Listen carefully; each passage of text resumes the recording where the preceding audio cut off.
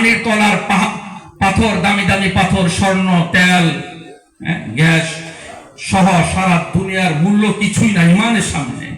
ওই ঈমান যে পেয়েছে, আল্লাহ তাআলার কোরআনের আয়াত যেটা আমি তেলাওয়াত করেছি, মা কানা লিনাফসিন আন তুমিনা ইল্লা বিইজনিল্লাহ। যদি কেউ ঈমান পায়, ওই ঈমান তার যোগ্যতা, তার ক্ষমতা, তার জ্ঞান, তার প্রজ্ঞা, তার কৌশল, তার শক্তি এর দ্বারা সে হাসিল করে না। আল্লাহ বলতেছেন ঈমান আমি দান করি। আল্লাহু ইয়াহদি মান ইয়াশাউ ইলা সিরাতিন মুস্তাকিম।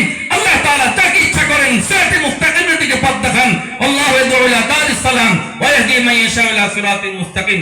দারিস সালামের দিকে, জান্নাতের দিকে, হেদায়েতের পথ ধরে যে জান্নাতে যাওয়া যাবে, যে জান্নাত অপুরন্ত অকল্পনীয় নিয়ামতে ভরপুর, ওই জান্নাত পাওয়ার জন্য ঈমান লাগবে। ঈমান আল্লাহ তাআলার একমাত্র নিজস্ব নিয়ামত। যাকে ইচ্ছা করেন, যাকে পছন্দ করেন, যাকে ভালোবাসেন তাকে দান করেন। আজকে যারা আমরা এখানে বসেছি, ঈমানের দৌলত যারা পেয়েছি, এই ঈমান শ্রেষ্ঠ নিয়ামত। বলেন ঠিক না বেঠিক? আমরা বুঝি না, তাই এই ঈমানের কদর করি না, শুধু দুনিয়ার ডিগ্রির জন্য দৌড়াই।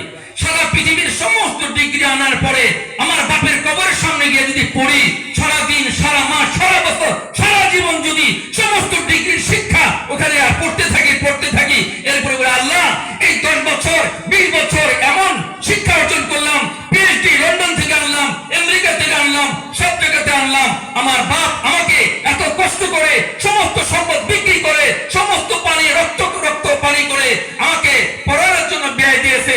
এইভাবে আমার মা বাপকে তুমি মাফ করে দাও। সমস্ত ডিগ্রি পড়া এই কবরে আমার বাপের সামনে পড়লাম, ফায়দা হবে? কি বলেন? বুঝতে ভুল হয়ে গেছে। সাহাবায়ে কেরাম প্রথম বুঝেছিলেন, রাসূল থেকে সরাসরি ঈমান পেয়েছিলেন। এই জন্য হযরত খাব্বাবকে আগুনের বিছানার মধ্যে শোয়া দেওয়া হয়েছে। আগুন টকটকে লাল, আগুনের আঙ্গারা, কয়লা জ্বালানো হয়েছে। হযরত খাব্বাব ইসলাম গ্রহণ করেছেন। উম্মে আনমার এক মহিলা মুশরিক কাফের, তার গোলাম ছিলেন, আর তার গোলাম কর্মচারী কাজ করতেন তার ওখানে। ইসলাম গ্রহণ করার অপরাধে হযরত খাব্বাব রাদিয়াল্লাহু তাআলাকে অমানসিক নির্যাতন করা হয়েছে। সর্বশেষ তাকে নানান নির্যাতন, আগুনের বিছানায় শোয়া দেওয়া হয়েছে।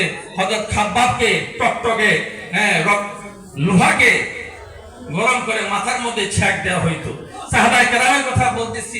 সাহাবায়ে কেরামে হযরত বিলাল, হযরত খাব্বাব, হযরত খুবাইব, হযরত আম্মার প্রত্যেককে অমানসিক নির্যাতন করেছে।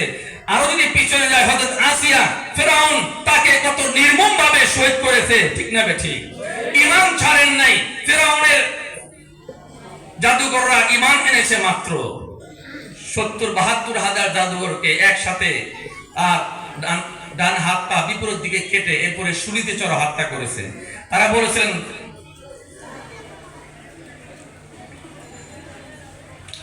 লা উকাত্তিআন্না আইদিয়াকুম ওয়া আরজুলাকুম মিন